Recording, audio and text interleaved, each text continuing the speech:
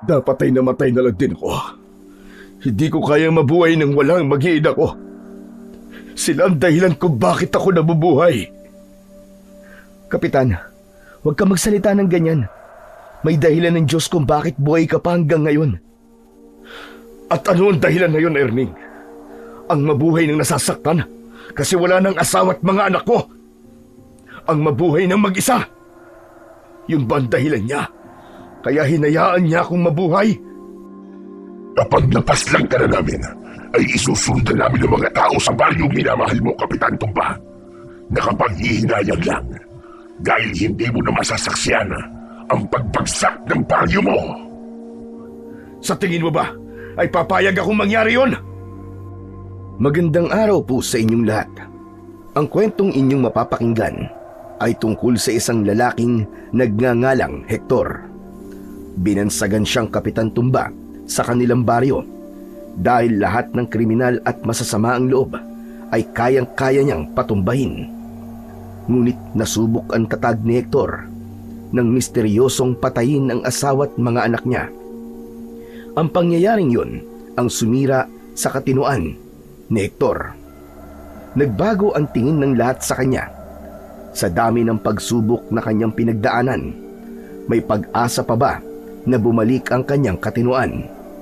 Magagawa pa ba niyang ipaghiganti ang kanyang mag-iina kahit wala sa ayos ang kanyang pag-iisip? Ngunit bago ang lahat, mga idol, huwag po nating kalimutang mag-subscribe at i-hit ang notification bell sa aking YouTube channel na The Voice Addict at Apong Isaak para sa mas marami pang makapigil hiningang kwentong aswang at katatakutan mula sa mundo ng kababalaghan. Umpisahan na po natin ang kwento.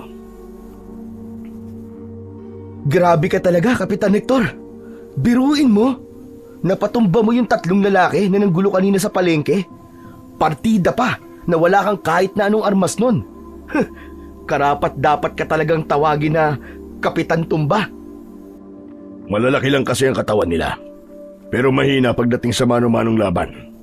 Saka sigurado ko na matapos ang mangyari sa kanila, ay hindi na nila ilalagay ang alak sa ulo nila. Kaya ikaw, Erning, kapag lasing ka na, ay matulog ka na lamang. Kasi kahit isa ka sa mga tanod dito sa baryo natin, ay ganun din ang mangyayari sa'yo kapag nakita ko na nanggugulo ka. Naku, malabong mangyari po yung Kapitan. Takot ko lang po na makatikim po ng suntok at sipa nyo. Pero sa totoo lang po, napakaswerte po talaga ng baryo natin dahil meron kaming kapitan na kagaya nyo. Pero alam nyo, Kapitan, ang tagal na po natin magkakilala. Hindi ko pa po alam kung bakit ang galing-galing nyo po sa pakikipaglaban. Hindi ko pa pala naikwento sa'yo. Ang lolo ko ay dating magaling na manunugis ng mga aswang. Siya ang nagturo sa aking makipaglaban.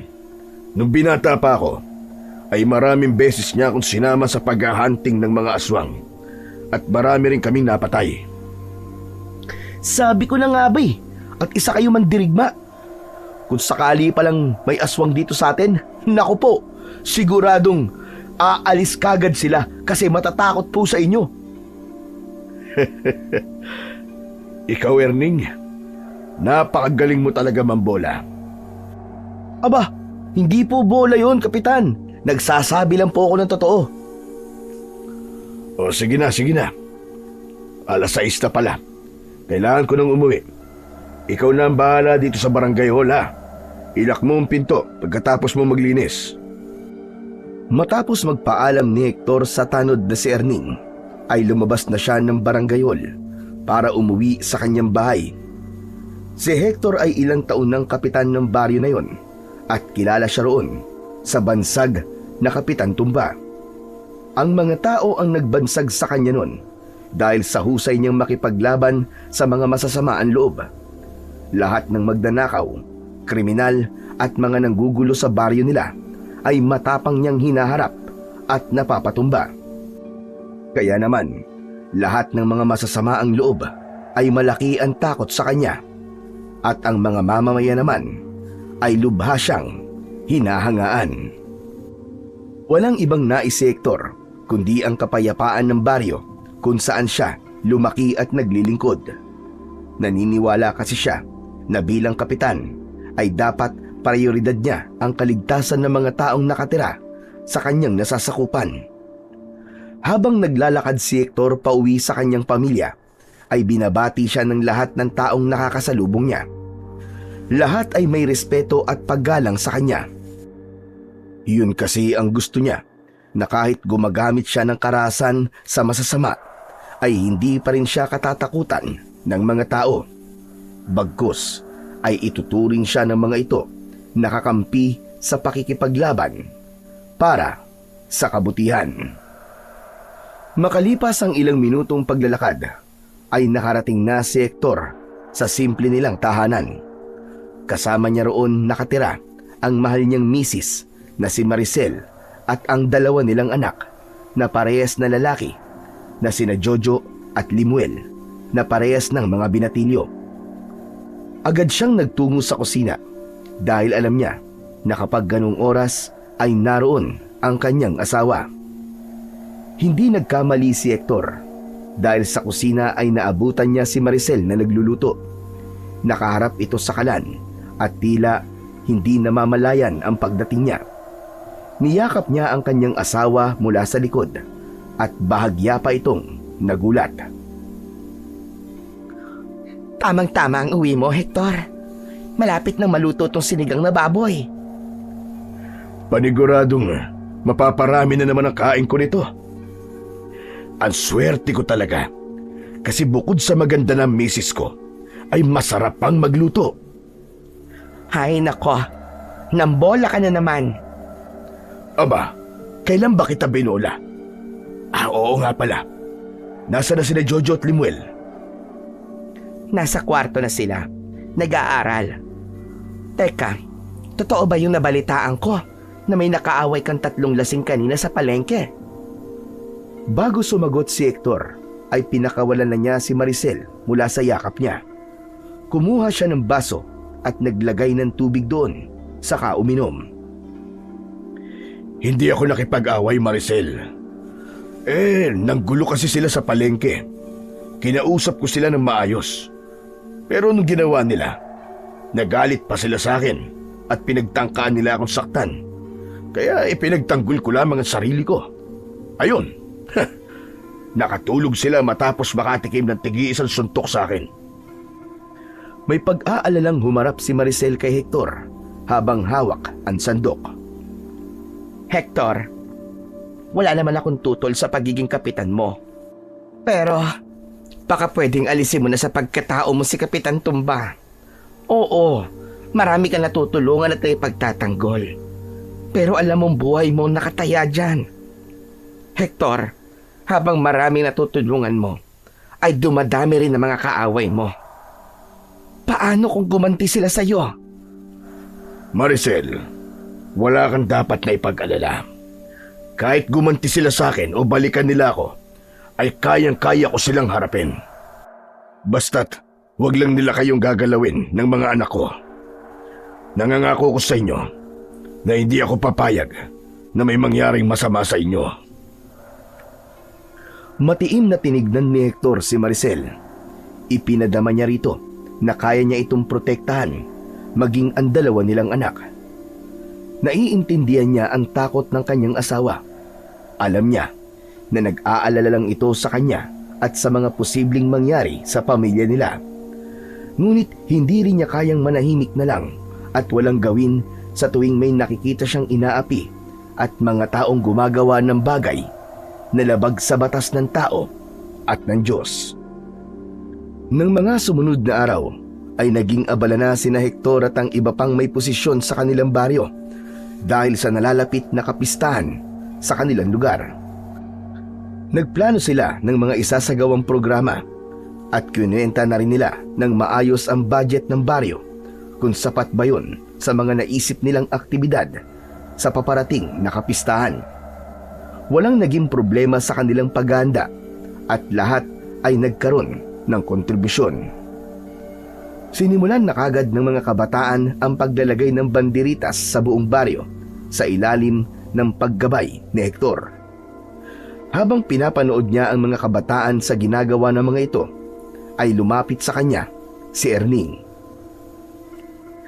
Kapitan, tapos na pong lutuin ni Aling Maricel yung merienda ng mga nagsasabit ng banderitas. Mabuti naman kung ganon. Paniguradong gutom na rin ng mga batang to. Ano palang niluto ni Maricel? Turun po, saka nagtimpla rin po siya ng juice. Pinahinto muna ni Hector ang mga kabataan sa pagsasabit ng banderitas. Sinabi niya sa mga ito na magtungo muna ang mga ito sa bahay nila para magmerienda. Nagpasalamat ang ilan kay Hector bago umalis. Iba po talaga kayo magpalakad dito sa baryo natin, Kapitan Tumba. Lahat po napapasunod nyo. Mula sa mga bata hanggang sa mga matatanda. Hindi rin naman kasi naging madali ang pinagdaanan ko bago ko nakuha ang tiwala na marami, Erning. Alam mo, na maraming nagduda sa akin nung tumakbo ko bilang kapitan ng ating baryo. Kasi ang alam nila ay basagulero ko. Sa bagay, mabuti na lang at nabuking yung pangungurakot ng dating kapitan. Kaya sa inyo napunta ang maraming boto ng mga tao. Kaya sobrang proud na proud po ako eh. Kasi isa ako sa mga naniwala sa inyo noon, Kapitan. Maraming salamat sa iyo, Erning. Ang mabuti pa ay magtungo na rin kayo sa bahay namin para makapagmerienda. Sige o, Kapitan. Ang totoo nga po niyan eh. Gutom na rin po ako eh. Sus, ikaw pa talaga nagutom. Eh wala ka namang ginawa. Aba, Kapitan, ang tao kahit may gawin o wala, sadyang nagugutom. Biro lang naman yun, Erning. Tara na nga at nagugutom na rin ako. Nauna nang maglakad si Kapitan Hector kay Erning. Hindi nagtagal ay sumunod na sa kanya si Erning at pagdating nila sa bahay niya ay naroon na ang mga kabataang nagmemerienda. Nakisalo na rin si Hector sa mga ito at nakipagkwentuhan na parabang kaedad lamang niya ang mga bata. Pagsapit ng gabi, matapos ang hapunan, ay may isang mahabang kahon na inilabas si Hector sa ilalim ng kama nila ni Maricel. Binuksan niya ang kahon na gawa sa matibay na kahoy at mula roon ay inilabas niya ang isang kakaibang sandata na kung tawagin ng kanyang lolo Doming ay kabilan. Yun ang ipinangalan ng namayapa niyang lolo sa sandatang yun dahil sa kabilaan ang patalim nun. May hawakan yun sa gitna at sa magkabila ang dulo ay may matatalim na patalim. Sa hawakan ay may lumang simbolo na nakaukit. Nagtungo si Hector sa likod ng kanilang bahay, dala ang kabilan. Umupo siya sa harapan ng ngasaan at sinimulan niyang hasain ang kabilan ng may kasamang pag-iingat. Maya-maya pa ay lumapit si Maricel sa kanya na may dalang isang tasa ng tsaa. Sabi ko na nga ba't nandito ka lamang? Bakit may nahasa ang iyong kabilan? Huwag mo sabihin na gagamitin mo yan, Hector. Hindi, mahal ko. At sana ay hindi ko na kailangan pang gamitin ito. Alam mo naman na ito lang ang ginagamit noon ni Lolo Doming sa pakikipaglaban sa mga aswang nung buhay pa siya. Gusto ko lang na palaging matalim at mapanatili ko ang itsura nito, kagaya ng ipinamana sa akin ito ni Lolo. Hindi ba? Ang sabi ng Lolo Doming mo ay diwatang nagbigay sa kanya niyan? Tama ka, mahal ko. Isang diwata na nakatira sa bundok. Ibinigay ito sa kanya kasi matindi na ang pagsalaki ng mga aswang dito sa baryo natin nun. Ang sabi ni Lolo Doming, sa tuwing hawak niya to, ay nagkakaroon siya ng matinding lakas. Narinig ni Hector ang malalim na paghinga ng kanyang asawa. Kaya huminto muna siya sa paghahasa at tumingin dito. Ang lalim naman yata ng paghinga mo. May problema ba, mahal ko? Hindi ko alam, Hector. Pero itong mga nakaraang araw ay palagi akong kinakabahan. Parang may masamang mangyayari. Ano namang masamang mangyayari? Magdasal ka lang palagi at huwag mag-isip ng negatibo. Palagi ako nagdarasal, Hector. Ano kaya kung magbakasyon muna tayo sa Maynila? Doon muna tayo sa bahay ng kapatid ko. Hindi ba? Matagal niya na tayong iniimbita na magpunta sa Maynila. Isama natin ang mga bata. Kahit 1 linggo lang. Maricel, hindi ako pwedeng umalis ngayon. 2 araw na lang ay magpepiesta na. Pero sige, mahal ko. Pagkatapos ng piyesta, ay magbabakasyon muna tayo sa Maynila. Nakangiting tumango si Maricel, bagamat ramdam pa rin ni Hector ang pag-aalala nito. Sandali siyang tumayo upang yakapin ang kanyang asawa para nang sa ganun ay mabawasan kahit papano ang takot na bumabalot dito. Napatingin si Hector sa kabilan na nakapatong sa lamesa kung saan niya yon hinahasa. Hindi niya napigilang maalala ang araw na bigla na lang yung ipinamana ng lolo Doming niya sa kanya. Gabi noon at lumapit ito sa kanya na dala ang kabilan. Doon ay formal nitong ipinamana yon sa kanya. Tinanong niya kung bakit nito yon ipinapamana sa kanya. Ang sagot nito ay siya lamang ang nakikita nito na karapat-dapat na sunod na magmay-ari ng kabilan. Dumating na ang araw ng kapistahan sa baryo ni na Hector. Maaga pa lamang ay abala na ang mga taga-baryo sa paghahanda. May mga banderitas na nakasabit sa mga kalsada. May mga nagtitinda ng iba't ibang pagkain sa plaza at masayang tugtugan mula sa lumang sound system ng barangay hall. Ang mga bata ay naglalaro sa gitna ng kalsada habang ang mga matatanda naman ay abala sa pagluluto ng kani-kanilang mga handa. Lahat ay masaya sa araw na yon. Si Hector ang punong abala sa lahat ng kaganapan. Tinutulungan niya ang bawat grupo ng mga volunteer. Tiniyak niya na maayos ang daloy ng programa at ligtas ang paligid. Sa kanyang pag-iikot sa baryo ay mapapansin ang respeto sa kanya ng mga tao bilang isang lider na hindi lang puro utos kundi kumikilos din. Sa mga sandaling yon ay walang nararamdaman na panganib si Hector at naniniwala siya na matatapos ang pagdiriwang na yon ng masaya at ligtas. Habang nanonood sila ng street dance ni Erning, ay bahagya siyang siniko ni Erning sa kanyang braso. Kapitan, alam niyo po ba na ang dami po nagsasabi sa akin na mukhang ito na po ang pinakamasayang piyesta sa baryo natin? Bakit daw nila nasabi yun? Paano? Ang dami pong kaganapan eh. Tuwan-tuwa po ang mga bata nang malaman nila na maraming palaro. Tapos, first time pa na magkakaroon tayo ng singing contest. Hindi ka ba sasali sa singing contest mamayang gabi, Erning? Nako, huwag na po. Pambanyo lang po ang pagkanta ko eh. Baka bigla pang magkaroon ng bagyo kapag kumanta ko. Ayokong ipahiya ang sarili ko sa harap ng mga tao, Kapitan. Sa bagay, tama nang ikaw na lang ang nakakarinig ng pagkanta mo. Pero seryoso, Erning. Ipinilit ko talaga na magkaroon tayo ng singing contest dahil naniniwala ko na marami dito sa baryo natin ang may talento sa pagkanta. Kailangan ay magkaroon sila ng pagkakataon para ipakita yun sa marami at magkaroon sila ng lakas ng loob na ipakita sa lahat ang talento nila. Iba ka talaga, Kapitan. Idol talaga kita. Pinalakpakan pa siya ni Erning. Itinuon na ni Hector ang kanyang atensyon sa street dance. Para sa kanya ay hindi na kailangan pang magpasalamat ang mga tao sa kanya dahil naniniwala siya na bilang kapitan ay ginagawa lamang niya ang kanyang tungkulin. Kinagabihan, napansin ni Hector na excited ang mga tao sa baryo nila dahil sa kauna-unahang pagkakataon ay magkakaroon nga sila ng singing contest. Bago magsimula ang patimpalak sa pagkanta na gaganapin sa plaza, ay umuwi muna si Hector upang ayain ang mag-ina niya na manood. Sa bahay ay sinalubong siya ni Maricel nang may pag-aalala sa muka. Oh, bakit hindi ka pabihis?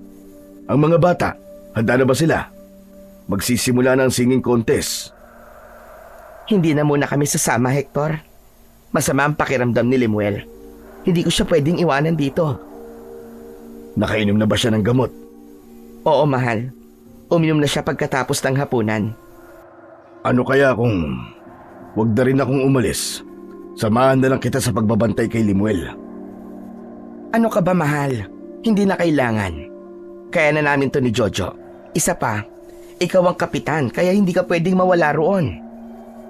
Sigurado ka bang kaya mo? Nakangiting tumango si Maricel kay Hector. Oo, kaya ko. Kaya sige na, bumalik ka na sa plaza at baka magsimula ng singing contest. Mas kailangan ka doon ng mga tao.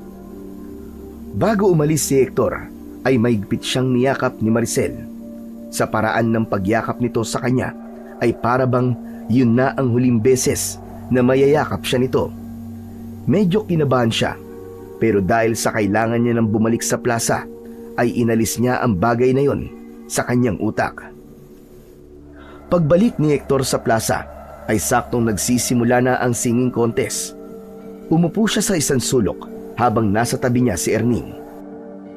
Nagpakitang gilas ang unang contestant na isang dalaga sa pagbirit ng isang mataas na awitin. Masigabong palakpakan naman ang natanggap nito sa mga manonood. Nakatulala lang si Hector dahil ang isip niya ay nasa kanyang mag-iina. Labis ang kabang nararamdaman niya, hindi lang dahil may sakit ang isa sa mga anak niya. May kakaiba siyang pakiramdam na para bang may nangyayaring hindi maganda. Kapitan, grabing galing naman itong Luella na to. Hindi ko alam na ang ganda pala ng boses niya. Tumingin si Erning kay Kapitan Hector nang nakakunot ang noo nang mapansin nito na nakatulala ang kapitan. Kapitan, ano po nangyayari sa inyo? Parang wala po kayo sa sarili ah. Saka parang hindi ka naman nanonood. Pasensya ka na, Erning.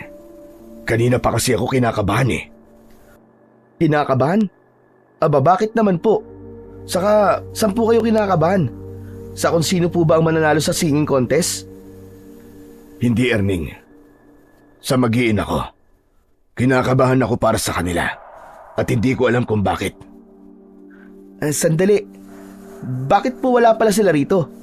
Hindi niyo po ba sila isinama? Mangyaring masama kasi ang pakiramdam ni Limuel. Kaya nandun lang silang tatlo sa bahay. Ewan ko. Pero kinakabahan talaga ako, Erning. Kanina ko pa to nararamdaman. Aba, Kapitan, kung ganun po umuwi na lang po muna kayo sa bahay nyo. Silipin nyo po muna sila. Ako na po ang bahala magpaliwanag kung sakaling may magtatanong kung nasan po kayo. Mabuti pa nga umuwi na muna ako saglit. Maraming salamat, Erning ha. Kung sakaling may maghanap sa akin habang wala ako, ay sabihin mo na babalik din ako kagad. Matapos magpaalam ni Kapitan Hector kay Erning, ay walang pagdadalawang isip na siyang umalis sa plaza. Sa gilid na siya dumaan upang hindi siya gaanong mapansin ng mga tao. Malalaki ang mga hakbang ni Hector habang tinatahak ang direksyon ng kanilang bahay. Sa bawat paghakbang niya ay siya ring paglakas ng kabang nararamdaman niya. Nang makarating na siya sa bahay nila, ay agad siyang pumasok. Walang tao sa sala, kaya dumiretso siya sa kwarto ng kanyang mga anak. Pagbukas niya, ay naabutan niya si Maricel na nakaupo habang nagbabasa ng aklat. Sina Jojo at Limuel naman ay nakahiga sa kama at kapwa tulog na. Nakahinga ng maluwag si Hector nang malaman niyang nasa maayos naman palang kalagayan ang tatlo, habang si Maricel naman ay napakunot ang noo at may pagtatakang tinignan siya. Oh, Hector, anong ginagawa mo rito? Tapos na ba ang singing contest sa plaza? Hindi pa, mahal ko.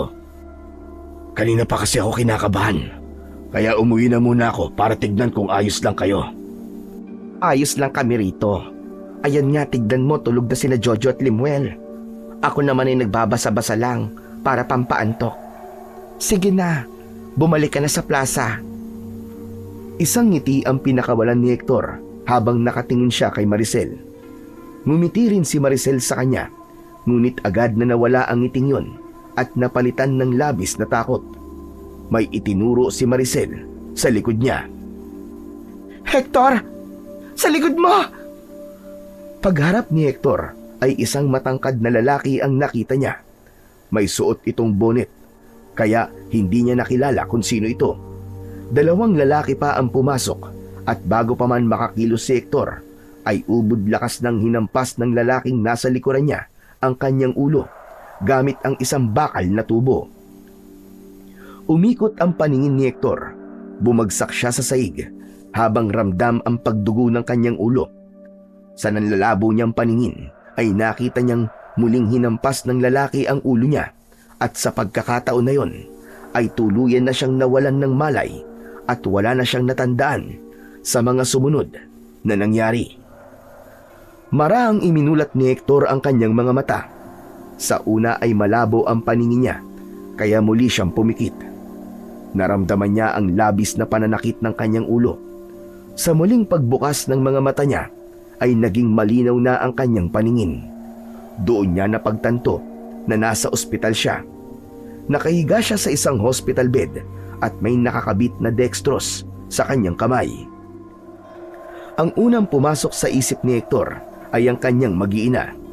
Kinabahan siya nang maalala niya na pinasok ng 3 hindi kilalang lalaki ang bahay nila. Maricel, Jojo, Limuel, nasaan kayo? Pilit na bumangon si Hector. Bababa na sana siya ng kama nang biglang bumukas ang pinto at pumasok doon si Erning na may dalang isang supot. Nagulat si Erning at mabilis siya nitong nilapitan. Pinigilan nito ang pagbaba niya sa kama at marahan siya nitong ibinalik sa pagkakahiga. Kapitan! Kapitan, wag po muna kayong tumayo! Sariwa pa po ang sugat sa ulo niyo! Sina Maricel, si Jojo at Limuel, nasaan sila? Ano nangyari sa mag-iina ko?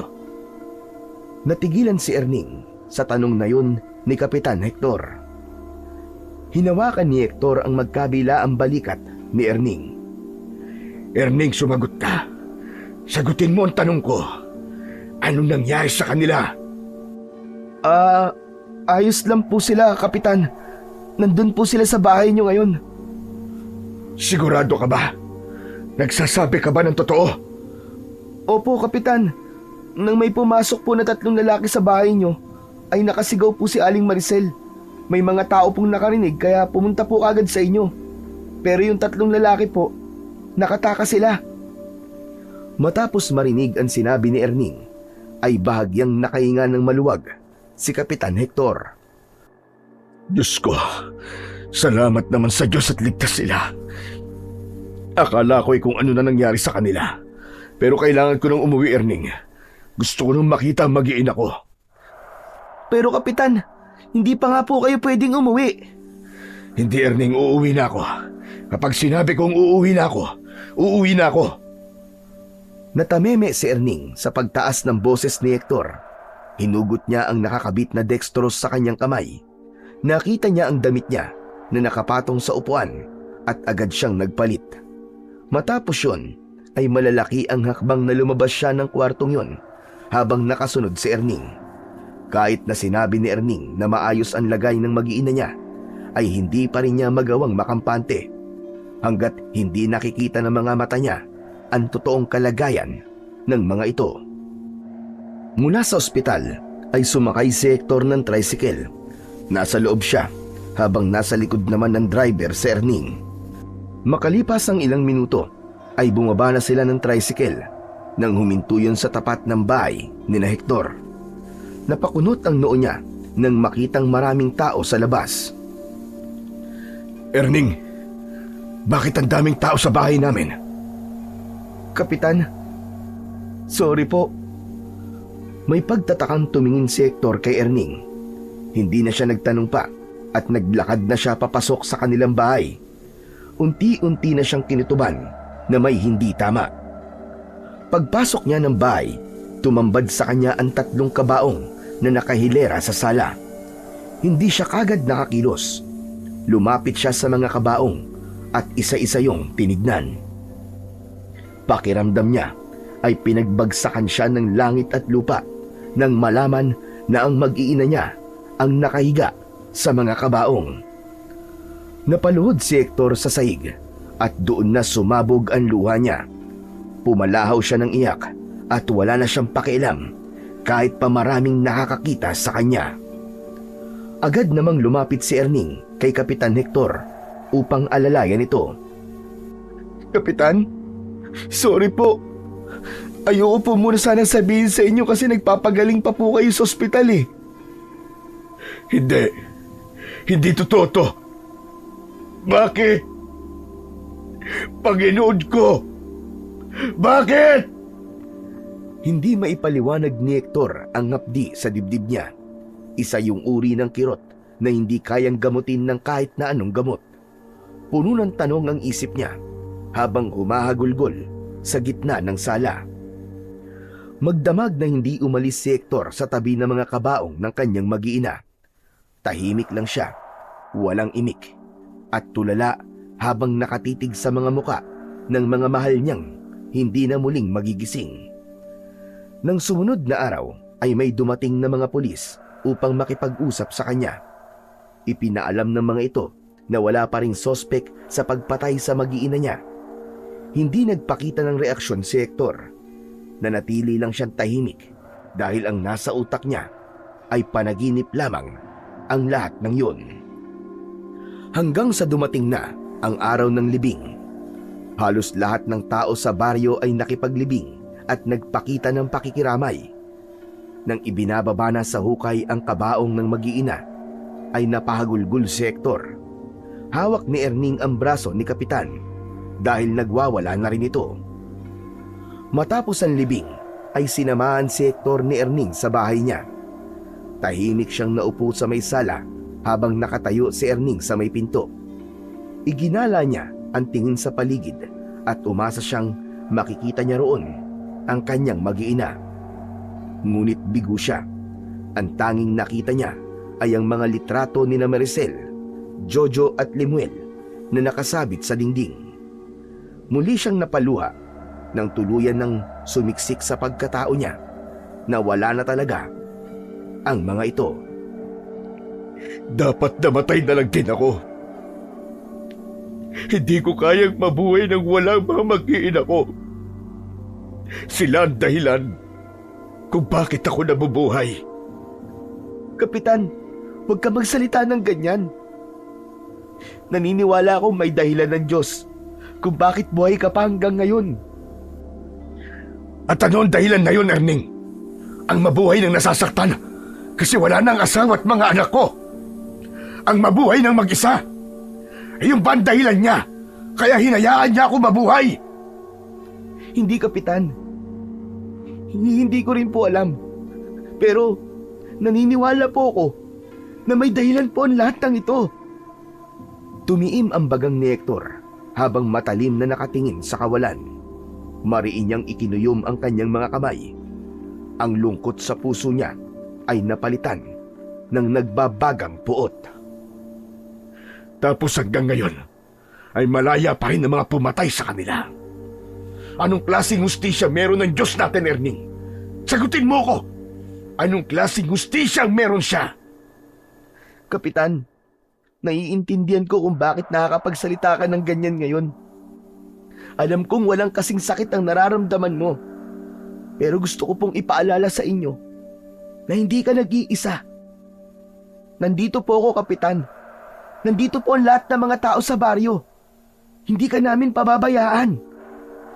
Hindi na nagsalita pa si Hector. Halo-halo na ang emosyon na kanyang nararamdaman at hindi niya alam kung paano ipoproseso ang lahat. Maya-maya pa ay nagpaalam na si Erning at anito ay kukuha lang ito ng pagkain sa bahay nito at babalik din ito kaagad. Nang mapag-isa na si Hector ay tumayo siya. Lumapit siya sa mga larawan ni Maricel, Jojo at Lemuel na nakasabit sa dingding ng kanilang tahanan. Isang ngiting may kasamang lungkot ang sumilay sa labi niya habang isa-isang hinahaplos ang mga larawan.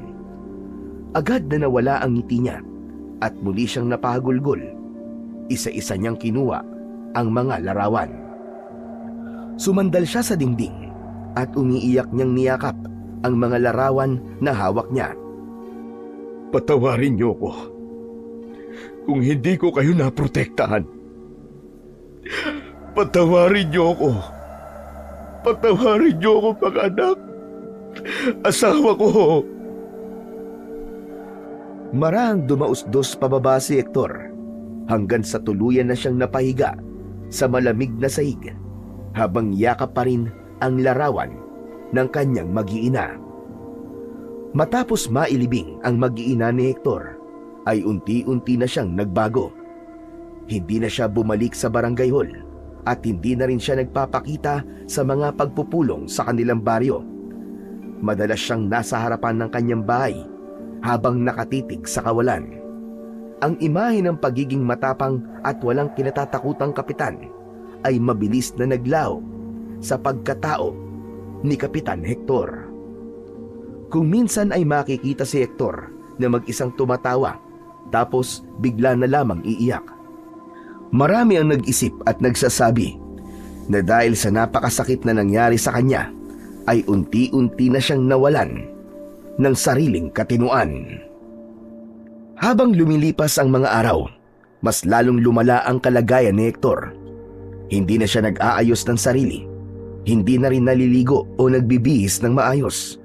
Kinakausap niya ang hangin at ang sarili. Kung minsan naman ay para siyang bata kung magsalita at kumilos. Dahil doon ay nag-iba ang tingin ng mga tao sa kanya. Ang dating si Kapitan Tumba na kinatatakutan ng mga kriminal ay kinakaawaan na ngayon ng lahat. Meron ding mga natatakot sa kanya dahil iniisip na baka bigla na lamang siyang manakit. May ilan na umiiwas na sa kanya habang ang iba na may palihim na nag-uusap tungkol sa naging kalagayan niya. Ngunit sa kabila ng pagkawala sa sarili ni Kapitan Hector ay hindi siya iniwan ni Erning. Ito ang araw-araw na nag-aasikaso sa kanya. Isang umaga, habang nakaupo si Hector sa mahabang upuan sa labas ng kanyang bahay, ay dumating si Erning na may dalang isang supot ng pandesal. Umupo ito sa tabi niya at nang tignan niya ito, ay ngumiti ito. "Kapitan, mag-almusal na po muna tayo. Mainit-init pa po itong pandesal oh. Masarap po itong isawsaw sa mainit na kape." Hindi nagsalita si Hector, na natili lang siyang nakatingin kay Erning. Sa isip niya ay hindi niya na masyadong matandaan kung sino ito. Ikaw? Sino ikaw? Ano gawa mo rito? "Kapitan, ako po ito si Erning. Ang paborito niyo pong tanod. Seryoso ka bang nakalimutan mo na ako?" "Aba, Kapitan, magtatampo po ako sa inyo niyan." Habang nakatingin si Hector kay Erning, ay bumalik sa alaala niya ang tatlong lalaki na pumatay sa kanyang mag-iina. Tumalim ang tingin niya at walang pagdadalawang isip na sinakal niya si Erning gamit ang dalawa niyang mga kamay. "Kapitan! Kapitan, ano ginagawa mo? Hindi ako makahinga, Kapitan!" Umaming ka! Ikaw bang pumatay sa asawa at mga anak ko? Umaming ka! "Kapitan, hindi ako! Kapitan! Bitiwan niyo po ako, Kapitan! Nasasaktan ako! Ako po si Erning!" Unti-unting lumambot ang reaksyon sa mukha ni Hector. Kahit papano ay naalala niya na si Erning. Maraan niyang inalis ang mga kamay niya sa leeg nito at kasunod nun ay ang pagtulo ng kanyang mga luha. Erning, pasensya ka na. Tulungan mo akong hanapin ang pumatay sa mag-iina ko.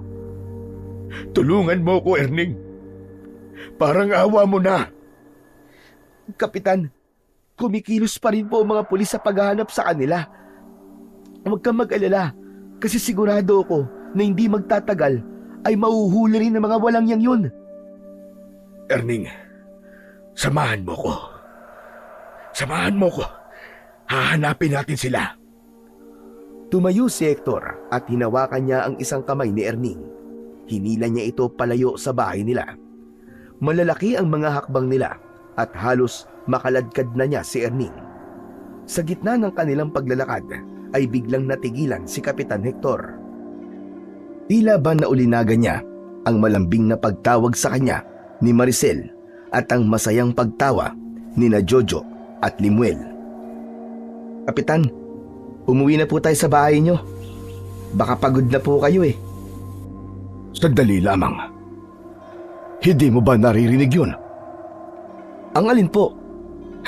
Ang naririnig ko lang po yung kumakalangkon tiyan eh. Kapitan, mag-almusal na po tayo. Tumahimik ka! Naririnig ko si Maricel. Pati na rin sina Jojo at Limuel. Nasa paligid lang sila eh. Kapitan, imposible po yung sinasabi nyo eh. Patay na po sila. Hindi! Hindi pa sila patay. Buhay pa sila. Bawin mo sinabi mo. Kung ayaw mo akong tulungan, hanapin sila. Ay ako na lamang ang maghahanap. Malakas na itinulak ni Hector si Erning na naging dahilan para mapaupo ito sa lupa. Nabitiwan ni Erning ang hawak nitong supot at kumalat ang laman nung pandesal.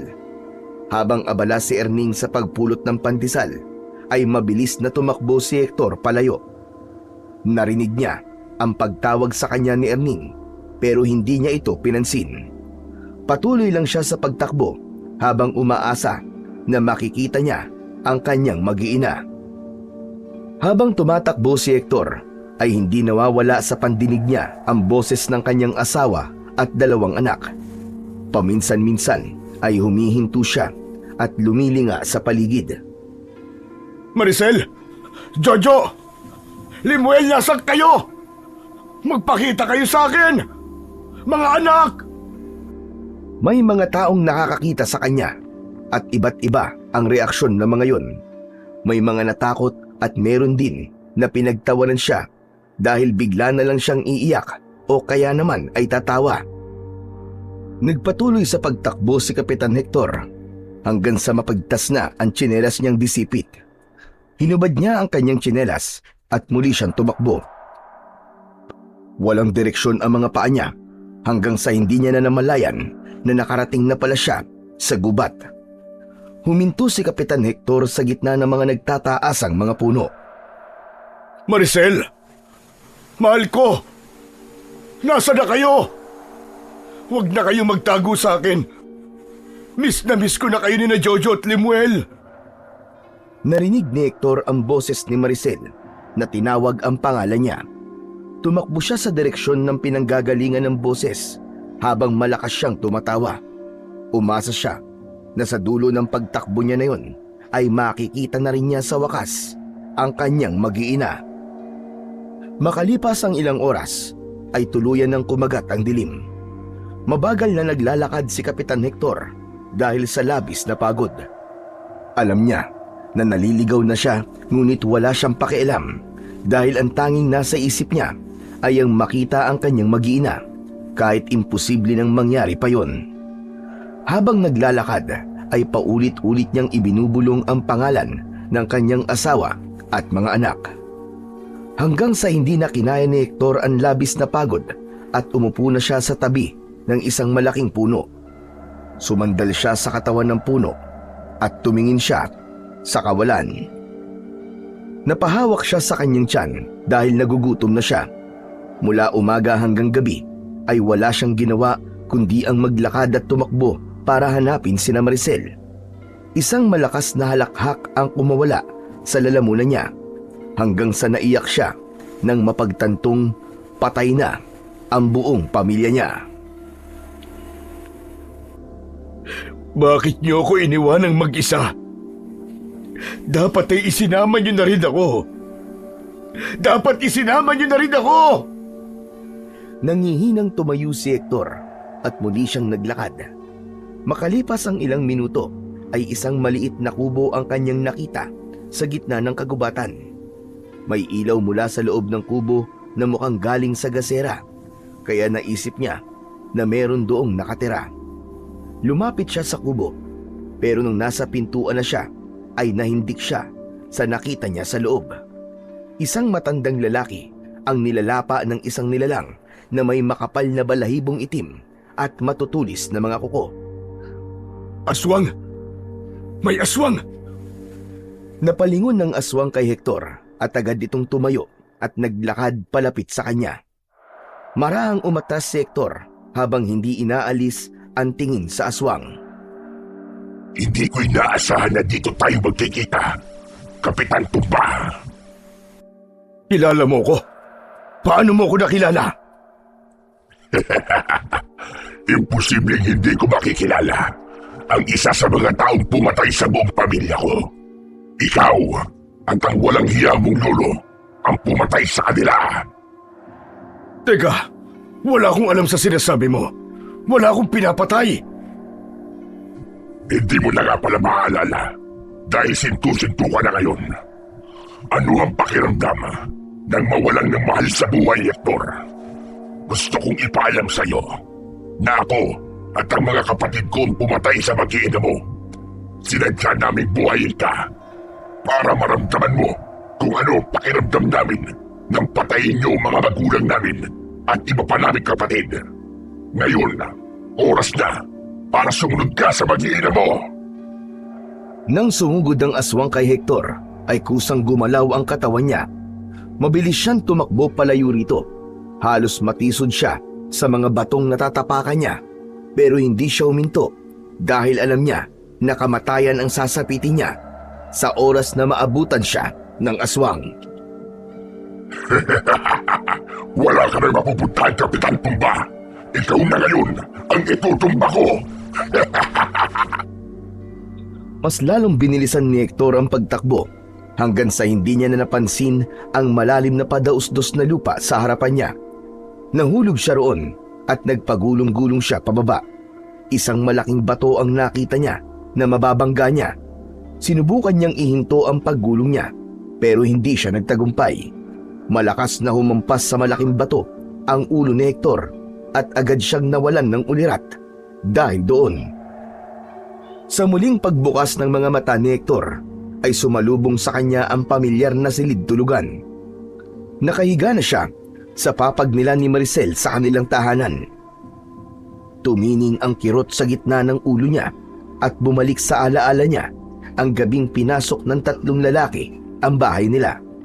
Naalala niya rin ang aswang na nakita niya sa gubat at ang pag-amin nito na ito at ang 2 pa nitong kapatid ang pumatay sa kanyang mag-iina dahil sa nais maghiganti ng mga ito. Isang malakas na sigaw ang pinakawalan ni Hector.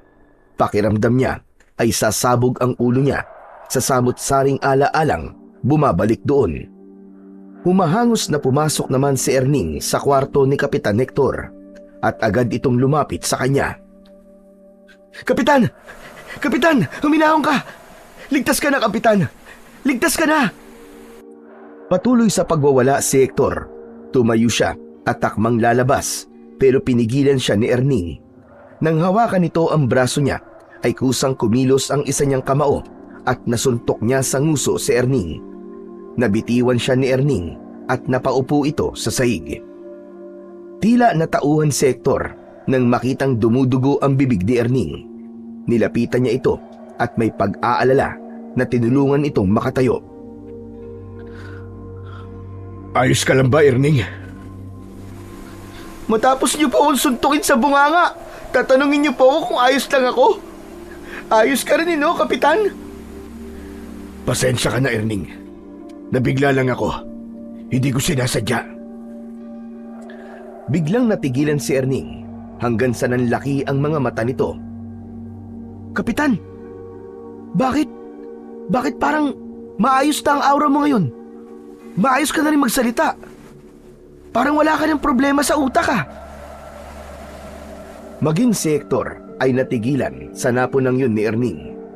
Malinaw sa alaala niya ang mga araw na nawala siya sa katinuan. Naalala niya ang mga sandali na tumatawa siya at biglang naiiyak. Masaya siya na bumalik na sa normal ang pag-iisip niya. Ngunit napagtanto niya na walang dapat makaalam nun kahit si Erning. May plano siyang pagbayarin ng mga aswang na pumatay sa kanyang buong pamilya. At sa tingin niya ay mas madali niyang mahahanap kung sino ang mga aswang na yun kung iisipin ng mga ito na wala pa rin siya sa tamang katinuan. Dahil sa ideyang yun ay naisip ni Hector na dapat ay isipin pa rin ni Erning na wala pa rin siya sa kanyang sarili. Itinulak niya si Erning. Teka! Sinasabi mo bang baliw ako? Hindi ako baliw! Hindi ako baliw! Ikaw ang baliw! Baliw ka! Mukha kang baliw! Mukha kang baliw! Natampal ni Erning ang noo nito. Anak ng... Na-fake news ako Baliw pa rin pala si Kapitan Tumba. Lihim na natuwa si Hector nang makita niya na naniniwala si Erning sa kanyang pagpapanggap. Tumayo na si Erning at lumabas muna ito ng kwarto. Pagbalik nito ay may dala na itong bimpo na idadampi nito sa nasugat nitong nguso dahil sa suntok ni Hector. Nakonsensya si Hector na nasaktan niya si Erning, ngunit pinilit niyang huwag magpakita ng kahit na anong emosyon upang hindi ito magdudang bumalik na sa normal ang kanyang isipan. May hinala siya na kaya nangyari yun ay dahil sa pagkakahampas ng ulo niya sa malaking bato. Inalalayan si Hector ni Erning na umupo sa tabi ng papag. Kapitan, sa susunod po wag na po kayong tatakbo kung saan-saan ha. Mabuti na lang at nakita ka ng mga tanod natin sa gubat. Nahulog ka yata doon sa matarik na lupa at tumampas ang ulo mo sa bato. Kaya nawalan ka ng malay. Hinahanap ko lang naman si Maricel. Narinig ko, tinatawag nila ako. Buhay sila, Erning. Buhay sila. Tinatawag nila ako. Ay, hindi na kita kukontrain pa sa paniniwala mo na yan, Kapitan. Kasi baka magalit ka ulit sa akin at sipa naman ang ibigay mo sa akin. Pero Kapitan, nang dahil sa ginawa mo kanina, na bigla kang tumakbo at hindi namin alam kung saan ka nagpunta, ay napagkasunduan namin ng karamihan sa mga tao rito sa baryo na ipadala ka na sa syudad. May maayos na mental hospital dun kung saan ka magagamot. Eh dito naman kasi, hindi namin alam ang gagawin kapag bigla ka naging bayulente. Mariing umiling si Hector. Hindi siya pwedeng umalis sa baryo nila dahil alam niya na naroon pa rin ang mga aswang na pumatay sa kanyang mag-iina. Ayoko. Hindi ako aalis dito sa bahay. Pero Kapitan, yun po mas makakabuti para sa inyo at para na rin po sa mga tao dito sa baryo. Pangako, hindi na ako lalayas. Hindi na ako lalabas. Hindi na ako tatakbo. Dito lang ako sa bahay, Erning. Magpapakabait na po ako. Pero Kapitan, Parang awa mo na, Erning. Ayoko malayo sa bahay na to. Nandito ang alaala ng asawa at mga anak ko. Hindi na ako magiging pasaway, pangako. Hindi niyo ako dadalhin sa syudad. hindi muna nagsalita si Erning at mataman niya tong tinignan. Makalipas ang ilang segundo ay tumango ito. Sige po, papayag na po ako na wag po kayong dalhin sa syudad. Pero dapat po, magpakabait na kayo, Kapitan ha. Naiintindihan ka naman po ng ilan dito eh. Pero meron din pong hindi nakakaintindi. At masakit po para sa mga nagmamahal sa inyo na pinagtatawanan ka, tinuhusgahan. Dahil lang sa, alam nyo na, yan sa mga kilos nyo. Salamat, Erning. Maraming salamat. Nako, kung hindi lang talaga kayo malakas sa akin eh. Hayaan nyo po at kakausapin ko ang mga tao na wag muna kayong dalhin sa syudad. Siguro ibabantayan na lang po kita ng maayos para hindi na maulit ang nangyari kahapon. Nakangiting tumango si Hector. Matapos yun ay nagluto na si Erning ng pagkain. Habang mag-isa si Hector sa kwarto ay nagsimula na siyang mag-isip ng mga susunod niyang hakbang kung paano niya pagbabayarin ang mga aswang na pumaslang sa kanyang mag-iina. Kinagabihan, habang tulog si Erning sa sala, ay gising na gising pa rin si Hector sa kanyang silid. Hindi na siya tulala at hindi na siya naguguluhan. Maraan niyang inilabas ang isang lumang kahon sa ilalim ng kama. Binuksan niya yon at muli niyang nasilayan ang kabilan. Pinagmasdan niya yon habang nararamdaman niya ang tila maliit na boltahe ng kuryente na nasa hawakan nun. Oras na para sa aking pag-iiganti. Ipaparamdam ko sa inyo ng triple ang sakit na naramdaman ng asawa at mga anak ko nang patayin niyo sila. Simula noon, gabi-gabi nang lumalabas ng bahay si Hector na lingid sa kaalaman ni Erning. May suot siyang cowboy hat at may pulang balabal na nakatakip sa kanyang bibig upang maitago niya ang kanyang pagkatao. Ayaw pa rin niyang malaman ng mga taga-baryo na bumalik na ang kanyang katinuan. Nais niyang isipin ng lahat na si Kapitan Tumba ay wala na at tuluyan ng nilamon ng pagdadalamhati. Pero sa dilim ay tila isa siyang mandirigma na nagmamasid at naghihintay. Bitbit ang kabilan. Naglalakad siya gabi-gabi at hinahanap ang 3 aswang na pumatay sa kanyang pamilya.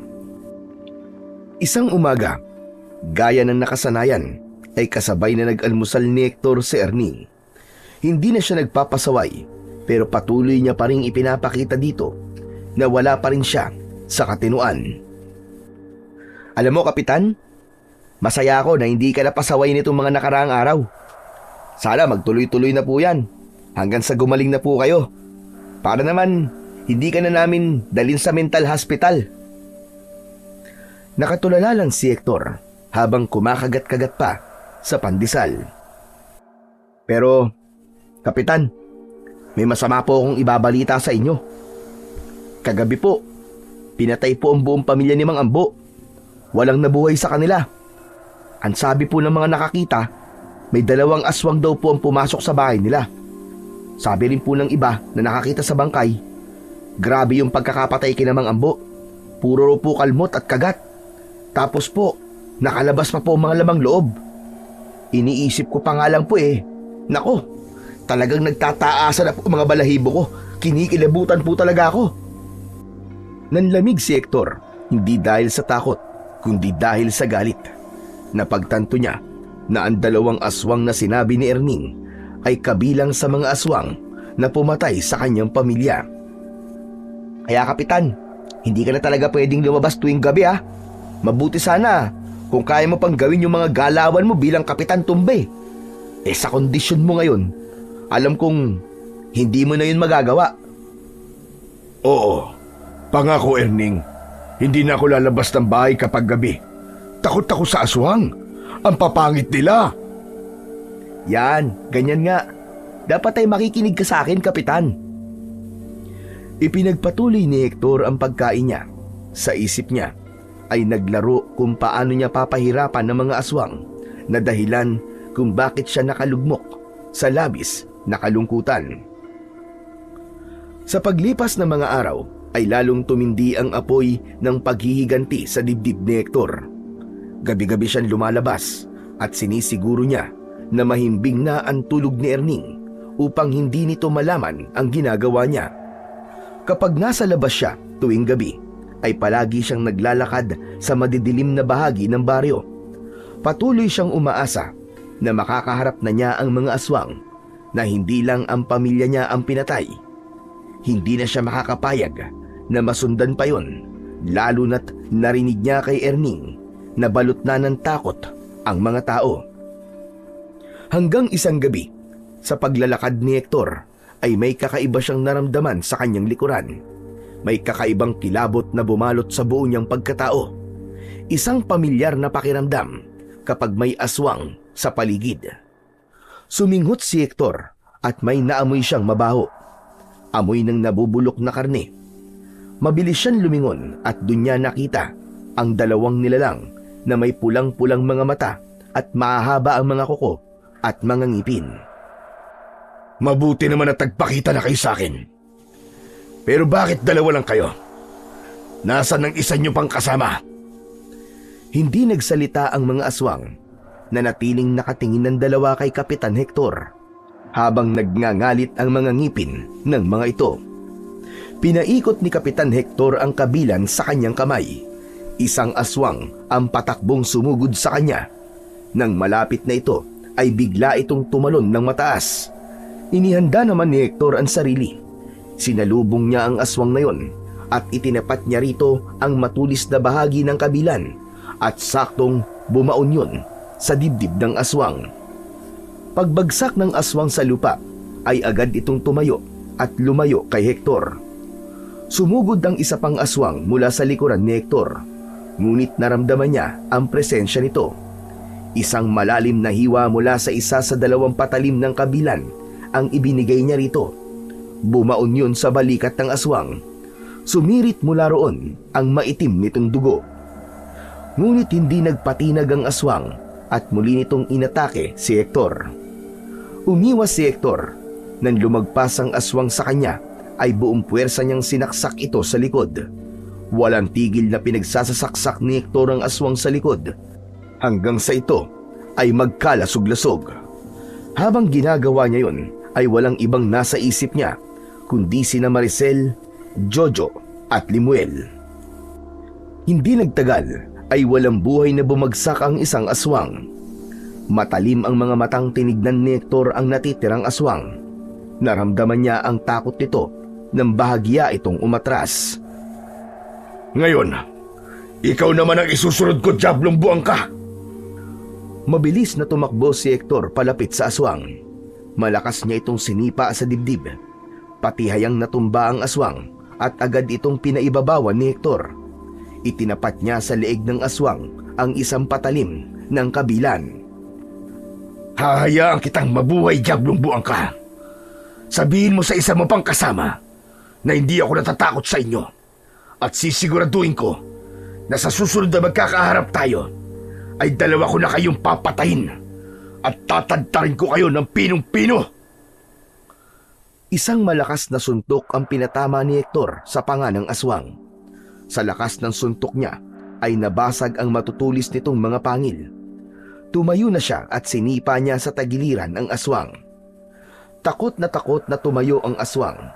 Mabilis itong tumakbo palayo hanggang sa tuluyan na itong nilamon ng kadiliman. Nang makita ni Hector ang walang buhay na katawan ng aswang, ay dinuraan niya pa yon. Isang ideya ang pumasok sa kanyang isipan. Ideya na magbibigay ng lakas ng loob sa mga tao at upang kahit paano ay mabawasan ang takot ng mga ito. Tahimik na bumalik si Hector sa kanyang bahay. Tulog na tulog pa rin si Erning, kaya hindi nito napansin ang pagpasok niya. Dumiretso siya sa banyo upang maligo at alisin ang dugo ng aswang na kumapit sa kanyang katawan. Ang dugo ang damit naman niya ay ibinaon niya sa likod ng kanyang bahay. Matapos yon ay ang kabilang naman ang nilinisan niya. Nagtungo siya sa kanyang silid at naupo siya sa gilid ng kama habang nakatingin sa kabilan. Totoo nga ang sinabi ni Lolo na darating ang panahon na kakailanganin kitang gamitin. Nakakalungkot nga lang na sa paghihiganti kita ginagamit at hindi para ipagtanggol ang aking pamilya. Matapos yon ay ibinalik na ni Hector ang kabilan sa kahon. Humiga na siya pero hindi agad siya nakatulog.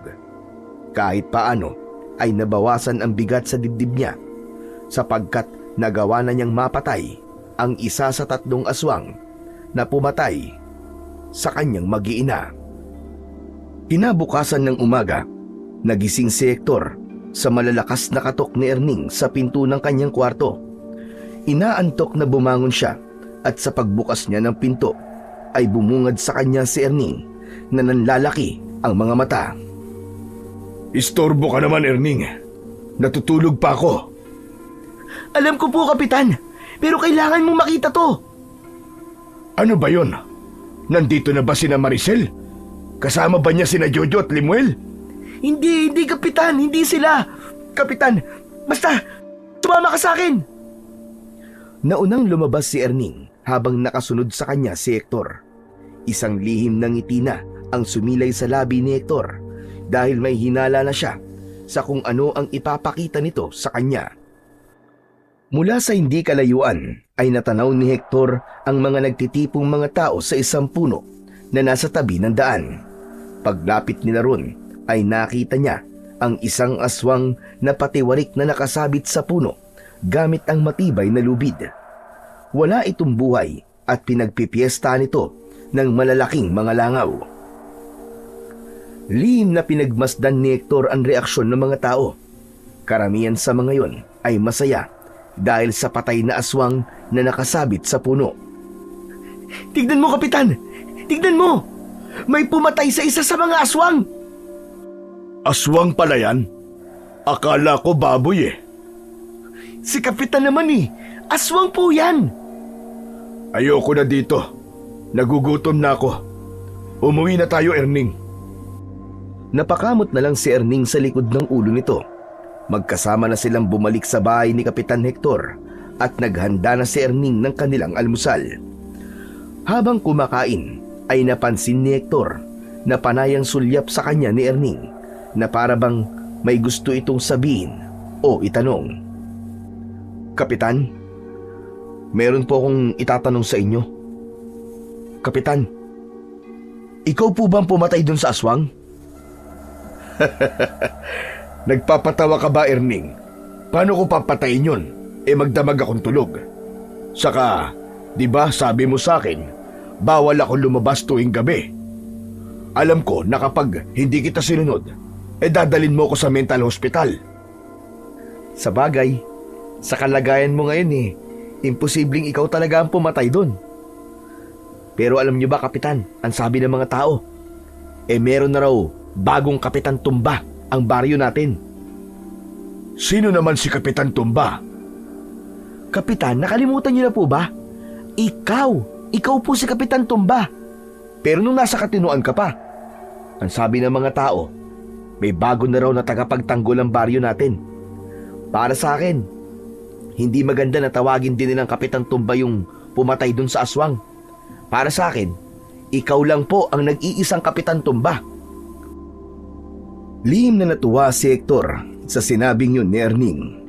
Napagtanto niya ng sandaling yun na napakapalad niya dahil merong isang Erning sa buhay niya. Hindi man niya ito kadugo, ay parang pamilya na rin ang turing nito sa kanya. Hindi siya nito iniwanan sa pinakamadilim na bahagi ng buhay niya. Ito ang palaging nasa tabi niya noong lugmok siya sa kalungkutan. Kaya naisip niya na pagdating ng tamang panahon ay gagantihan niya ang kabutihan at pagmamalasakit na ibinibigay sa kanya ni Erning. Isang umaga, isinama ni Erning si Hector sa palengke para bumili ng ulam nila para sa tanghalian. Ayon kay Erning ay maganda na kahit paano ay lumalabas din si Kapitan Hector, ngunit lalabas lamang siya kapag kasama ito. Pagdating sa palengke ay una nilang pinuntahan ang tindahan ng mga gulay. Habang namimili ng pechay si Erning ay narinig nila ang pinag-uusapan ng isang matandang lalaki at ng tindera. Ayon sa matandang lalaki, nakita nito ang taong pumatay sa aswang. Isang lalaki na nakasuot ng sombrero at may takip ang bibig ang pumatay doon sa aswang. Ang totoo nga niyan dalawa ang aswang nakalaban niya nung gabing yun. Pero hindi ko alam. Hinayaan niyang makaalis yung isang aswang. Pero ganun pa man, nakakatuwa talaga na may bago na tayong tagapagtanggol dito sa ating baryo. Meron nang pumalit kay Hector bilang Kapitan Tumba. Nagpantig ang tenga ni Erning sa narinig. Huminto ito sa pagbili ng pechay at nilapitan ang matandang lalaki. Lolo, magdaan-daan po kayo sa pagsasalita. Hindi niyo ba nakikita? Nandito po si Kapitan Hector. Mahiya naman po kayo sa mga pinagsasabi niyo na may pumalit na sa kanya bilang Kapitan Tumba. Mawalang galang na po sa inyo, Kapitan Hector. Pero nagsasabi lang naman ako ng totoo. Tunay nga na meron na tayong bagong Kapitan Tumba. Si Kapitan Tumba ay si Kapitan Hector, Lolo. Walang pwedeng pumalit sa kanya. Kung gusto niyong bigyan ng bansag yung pumatay sa aswang, ibang pangalan ang itawag niyo sa kanya. Ano ba pinuputok-putok ng butsi mo, ha? Sa kalagayan ngayon ni Kapitan Hector, ay hindi na siya pwedeng maging Kapitan Tumba.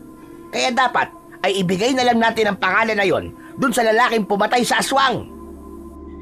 Kung ikaw kaya ang itumba ko, Huwag niyo akong inisin, ha? Pumapatol ako sa matanda. Nang sandaling yon ay hindi na nakatiis si Hector na pumagitna sa dalawa. Bago pa magkapisikalan ang mga ito, hinawakan niya sa balikat si Erning. Erning, umalis na tayo rito. Ayokong may nag-aaway Para ako naguguluhan. Pasensya ka na, Kapitan, ha?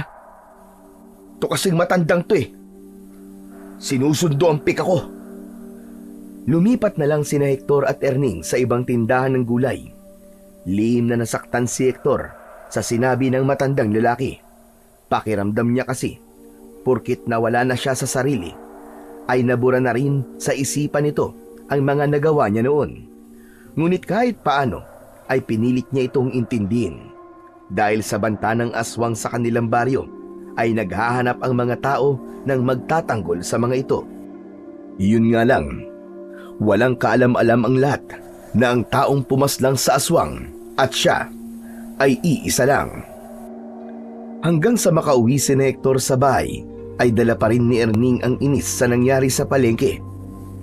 Panay ang litanya nito tungkol sa mga taong tila kinilimutan na ang nagawang magaganda ni Kapitan Hector noon. Wala naman akong galit dun sa taong pumatay sa aswang eh.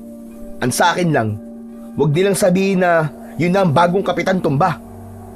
Ako naiinsulto para sa inyo, Kapitan eh. Tahimik lang si Hector na nakinig sa mga himutok ni Erning. Maya-maya ay pumasok na siya sa kanyang kwarto habang si Erning ay naging abala na sa kusina. Mula sa ilalim ng kanyang unan ay kinuha niya ang litrato nila ng kanyang asawa at mga anak.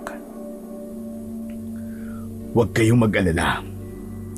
Alam kong malapit nang matapos ang paghihiganti ko para sa inyo. Matatahimik na rin kayo sa kabilang buhay. May luwang hinalikan ni Hector ang litrato. Idinikit niya yon sa kanyang puso at saka siya pumikit. Inisip niya na ng sandaling yon ay yakap niya si Maricel at ang dalawa nilang anak. Sa mga sumunod na gabi ay sunod-sunod na ang naging pag-atake ng dalawang aswang. Tuwing umaga ay madalas na may natatagpo ang patay na tao sa kung saan-saang bahagi ng kanilang baryo. Dahil doon ay mas lalong pinaigting ni Hector ang pagbabantay niya tuwing gabi. Ngunit tila mas naging maingat at matalino na ang mga aswang dahil hindi niya na muling nakaharap ang mga ito. Habang tumatagal ay mas lalong lumalaki ang takot ng mga tao. Bago sumapit ang dilim ay nasa loob na ng bahay ang lahat. Sarado na ang mga bintana at binto at wala nang nakikitang tao na naglalakad sa labas. Alam ni Hector na ang sunod-sunod na pagpatay ng dalawang aswang ay paraan ng mga ito ng pagganti sa pagkamatay ng isa sa mga kasamahan nito. At dahil doon, ramdam din niya na mas magiging matindi pa ang laban niya kaya hindi niya kailangan maging kampante. Isang gabi, kasama ni Hector si Erning sa sala habang nanonood ng telebisyon. 10:00 na ng gabi at kapag ganung oras na ay lumalabas na si Hector para hanapin ang mga aswang. Pero hindi pa niya yun pwedeng magawa dahil gising pa si Erning. Grabe na talaga nangyayari sa baryo natin, Kapitan. Biruin mo, halos araw-araw may napapatay na yung mga aswang na yun. Nasaan na kaya yung sinasabi nila na pumalit sa'yo bilang Kapitan Tumba? Parang sa umpisa lang pala siya magaling eh. Nais magbigay ng komento ni Hector pero mas pinili niya na manahimik. Baka kasi kapag nagsalita siya at paliwanagan niya si Erning ay mapansin nito na normal na ang kanyang pag-iisip. Pero alam mo, Kapitan, kung maayos lang sana ang kalagayan mo ngayon, kung matino ka lang, naku po, sigurado ako, ikaw pa ang unang haharap sa mga aswang. Sigurado ko na magagawa mo silang talunin gamit lamang at lakas at galing mo sa rambulan. Ayoko makipag-away, Erning. Masama yun, di ba? Hindi yun masama kung ang kalaban mo ay mga aswang. Sayang nga lang, sana'y bumalik na ang katinuan mo, Kapitan. Sa ganitong pagkakataon, kailangan ng baryo natin si Kapitan Tumba. Hindi muna nagsalita si Hector. Nais niya nang lumabas dahil nag-aalala na siya na baka may binibiktima na naman ang mga aswang. Erning, hindi ka pa ba matutulog? Hindi pa. Parang ayoko kong dalawin ng antok eh dahil sa nangyayari dito sa atin. Saka mas mabuti ng gising ako at baka dito naman sa bahay mo sumalakay ang mga aswang na yun. Hindi ako matutulog, Kapitan. Magbabantay ako hanggang umaga. Inaantok na ako eh. Bahala ka na dito, Erning. Sige Kapitan, matulog ka na po na maimbing. Huwag ka mag-alala. Magbabantay ako magdamag para masiguro kong ligtas tayong dalawa. Hindi ako matutulog. Tumayo na si Hector at pumasok sa kanyang kwarto. Ang totoo ay hindi pa rin siya inaantok. Inilabas niya ang kabilan at mahigpit yung hinawakan habang nagpapalakad-lakad siya. Panay ang dasal niya na sana ay antukin na si Erning para makatulog na ito. Makalipas ang 5 minuto ay sumilip si Hector sa pinto at napailing siya nang makitang tulog na si Erning sa sala. Naghihilik pa ito habang nakanganga. Tignan mo itong tao na to. Ang sabi, magbabantay hanggang umaga. Pero wala pang kalahating oras, tumba na. Nang masiguro ni Hector na mahimbing na ang tulog ni Erning, ay tahimik na siyang lumabas, dala ang kanyang kabilan. Nagsimula siyang maglakad sa gilid ng daan at bawat bahay ay tinitignan niya upang masiguro niya na wala sa mga yon ang inaatake ng aswang. Mabilis na lumipas ang mga oras pero bigo si Hector na makita kahit ang dulo ng kuko ng mga aswang. Nang pasikat na ang araw ay nagdesisyon na siyang umuwi at umasa siya na sana ay walang naging biktima ang mga aswang sa mga kababaryo niya. Pagdating ni Hector sa harapan ng kanyang bahay ay inalis na niya ang balabal sa kanyang bibig. Hinubad na rin niya ang sombrero at naglakad papunta sa likod. Sa pinto sa likod siya pumasok dahil baka kung sa harap siya dadaan ay may posibilidad na magising pa si Erning. Ngunit nagulat siya nang makita niya si Erning na nasa likod ng bahay habang hawak ang dugo ang damit niya na ibinaon niya roon. Marahang humarap si Erning kay Hector habang may pagtataka sa muka.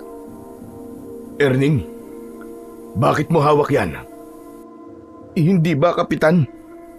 Sa'yo ang damit na to? Bakit may nato yung dugo tong damit mo? Paano mo nakita yan dyan, Erning? Nagising po ako kanina kasi sinilip kita sa kwarto mo. Nag-alala ako kasi wala ka ron.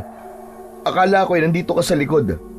Tapos pagpunta ko rito, napansin ko na may isang bahagi ng lupa na parang may ibinaon. Hinukay ko at ito ang nakita ko. Lumipat ang tingin ni Erning sa hawak na kabilan ni Hector. Unti-unti itong lumapit sa kanya. Hindi ba? Ang sandatang yan ay ipinamana sa'yo ng lolo mo para panlaban sa mga aswang, Kapitan? Kapitan, umamin nga po kayo sa akin. Ikaw ba yung lalaking pumatay dun sa aswang? Mabilis na nag-isip si Hector. Pinag-isipan niya kung dapat na ba niyang sabihin kay Erning ang katotohanan. Napagtanto niya na sa paraan ng pagtingin ni Erning sa kanya ay wala na siyang lusot. Ramdam niyang alam na nito ang totoo at ang kumpirmasyon na lang niya ang kailangan nito. Oo, Erning. Ako nga ang pumatay sa aswang na yon. Ginamit ko ang kabila ng aking lolo para paslangin siya. At ito rin ang gagamitin ko para patayin ang 2 pa niyang kasama. Ginagawa ko to dahil gusto kong bigyan ng hustisya ang pagpatay nila sa mag-ina ko. Napasinghap si Erning. Mas lalong lumaki ang mga mata nito habang nakatingin kay Hector. Huwag mong sabihin na bumalik na sa normal ang pag-iisip mo, Kapitan. Oo, Erning. Tama ang sinabi mong yan. Ano? Pero kailan pa, Kapitan? Doon na inamin ni Hector kay Erning ang lahat. Ipinaalam niya rito na bumalik na ang katinoan niya nung natagpuan siya ng mga tanod na wala siyang malay sa gubat. Maging ang sinabi ng aswang sa kanya na nakita niya sa gubat ay sinabi na rin niya kay Erning. Grabe ka, Kapitan. Pwede ka na maging artista sa galing mong umakting ah. Kahit ako, palagi mong kasama nagoyo mo. Pero bakit ka nagpanggap? At bakit ayaw mong sabihin sa mga tao na magaling ka na? Una, gusto kong isipin ng mga aswang na hindi ako banta sa kanila dahil sa kalagayan ko ngayon. Pangalawa, Kapag nalaman ng mga tao na magaling na ako at kaya ko ng lumaban, ay pupuntirihin ng mga aswang ang mga taong importante sa buhay ko. At isa ka na ron, Erning. Nais na mga aswang na yun na gumanti sa akin dahil isa ang pamilya nila sa pinatay namin noon ng lolo ko. Pero sigurado ko na ang pamilya na yon ay mga aswang na pumapatay ng mga tao. Dahil hindi namin pinapatay ni lolo ang isang aswang kung hindi ito banta sa buhay ng mga tao. Hindi pa rin talaga ako makapaniwala, Kapitan.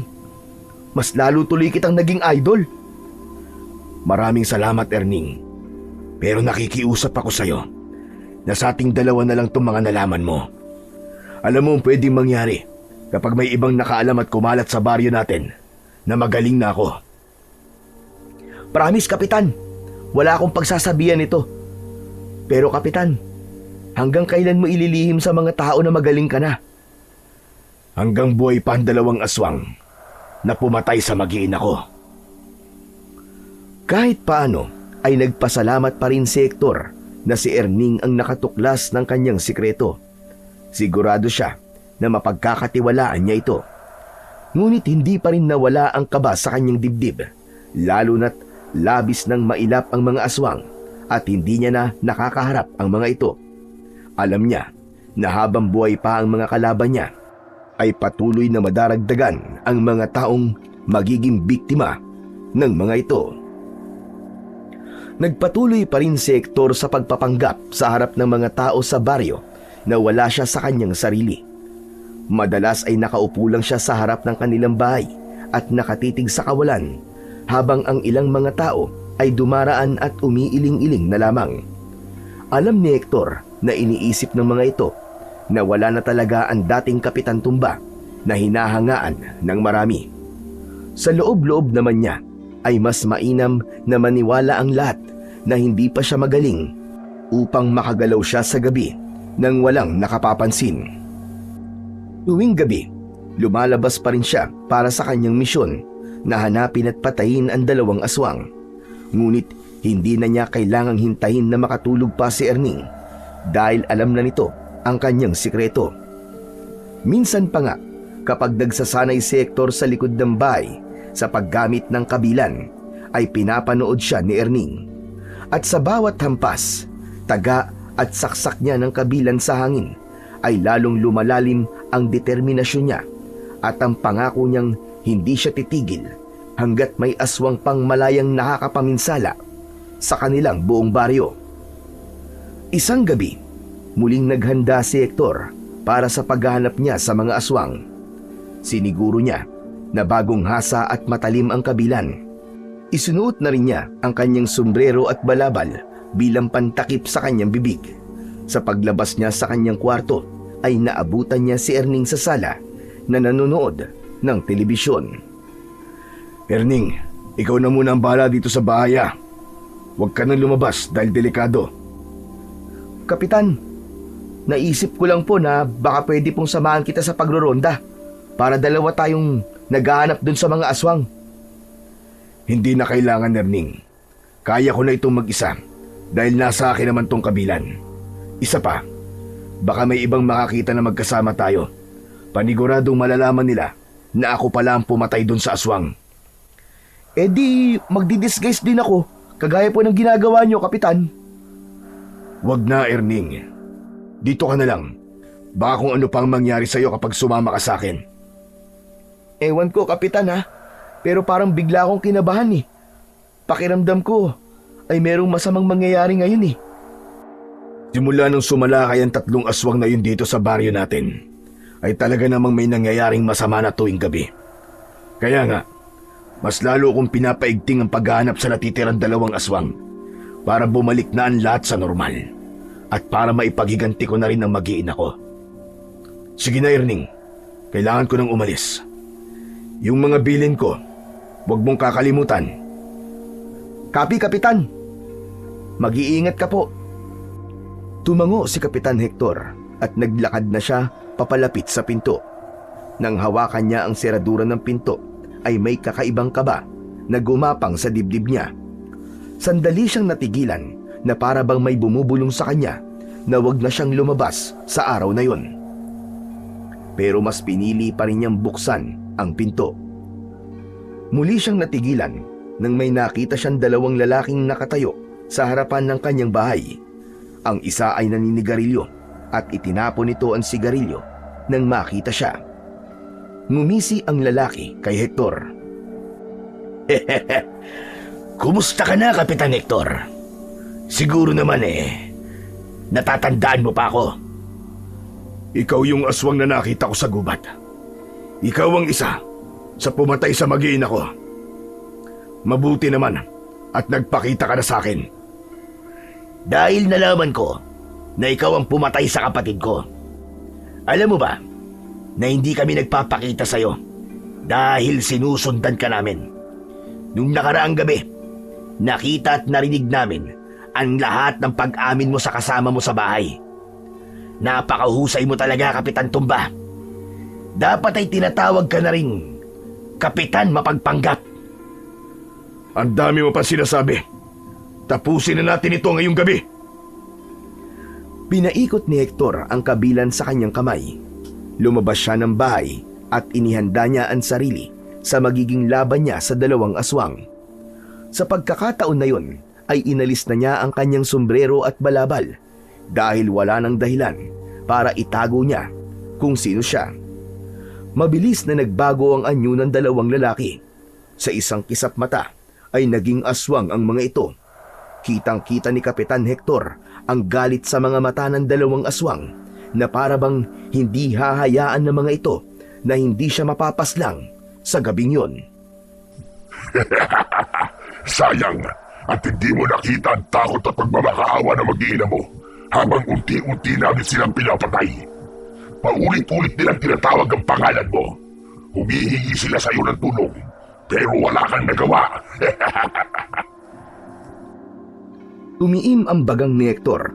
Mas lalong naglagablab ang puot sa kanyang dibdib. Biglang lumabas ng bahay si Erning. Nagulat ito nang makita ang dalawang aswang. Diyos ko! Papangit na mga halimaw! Erning, huwag kang lalabas! Ikandado mo lahat ng pinto at bintana! Opo, Kapitan! Nahihintakutan na isinarado ni Erning ang pinto habang si Hector ay handa ng harapin at pagbayarin ang dalawang aswang. Mas sumigpit ang pagkakahawak niya sa kabilan at naramdaman niya ang pagdaloy ng lakas sa kanyang katawan. Naniniwala siya na hindi siya pababayaan ng kabilan at ng Panginoong Diyos. Alam niya rin na sa laban na yon ay nasa likod niya ang kanyang mag-iina. Kapag napaslang ka na namin, ay isusunod na namin ang mga tao sa baryong minamahal mo, Kapitan Tumba. Nakakapanghinayang dahil hindi mo na masasaksiyan ang pagbagsak ng baryong ito. Sa tingin mo ba ay papayag akong mangyari yon? Biglang sumugod ang isang aswang kay Hector. Walang takot niya itong sinalubong gamit ang kabilan. Nagbanggaan ang kanilang lakas at kumawala ang galit ni Hector sa bawat galaw niya. Nagawa niyang saksakin sa tagiliran ng aswang. Umalingaw-ngaw ang sigaw nito habang bumubulwak ang itim na dugo mula sa sugat nito. Muling sumugod ang aswang kahit sugatan, ngunit sinalubong pa rin ito ni Hector at isang hiwa sa leeg ang natanggap nito mula sa kanya. Bumagsak ang aswang, humihingal ito at buhay pa. Humahagok ito at gumapang palayo. Nakita ni Hector ang mas matinding galit mula sa isa pang aswang. Walang hiya ka, Hector. Uubusin mo ba ang buong pamilya ko? Bakit hindi? Pinatay niyo ang mag-iina ko. Marami na kayong pinatay na mga tao at inosente dito sa baryo namin. Ano sa tingin mo ang gagawin ko? Hahayaan ko na lang kayo? Kung hindi niyo pinatay ng lolo mo ang pamilya ko noon, hindi ito mangyayari. Kaya walang dapat sisihin, kundi ikaw at ang lolo mo. Kung hindi pumapatay ng mga inosenteng taong pamilya nyo, hindi namin sila papatayin. Maraming aswang na namumuhay ng tahimik at piniling huwag maging perwisyo sa mga tao. Bakit hindi nyo yung magawa-gawa?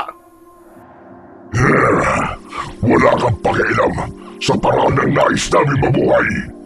Papatayin kita, Kapitan Tumba! Papatayin kita! Galit na sumugod ang mas malaki at mas mabagsik na aswang kay Hector. Tumalon nito at nagawa nitong maitulak si Hector. Nabuwal si Kapitan Hector at nabitiwan niya ang sandata niyang kabilan. Mabilis na tumakbo ang aswang papunta sa kanya, pero mas mabilis niyang nakuha ang kanyang kabilan. Pagsunggab sa kanya ng aswang ay itinarak niya sa balikat nito ang kabilan at malakas niya itong sinipa. Tumilapon ang aswang at bumagsak ito malapit sa katawan ng isang aswang na tila wala ng buhay. Sa palagay ni Hector ay naubusan na ng dugo ang aswang na yon dahil sa sugat nito sa leeg. Gumapang ang aswang sa walang buhay na katawan ng isa pang aswang. Itinihaya nito yon at nang malaman nito na patay na yon ay malakas itong sumigaw. Galit na galit itong tumayo. Mabilis din namang tumayo si Kapitan Hector. Hindi na naghintay si Hector. Sumigaw siya at siya na ang unang sumugod sa pagkakataong yun. Sinalubong naman siya ng aswang at nagsagupaan sila na parang mababangis na mga hayop.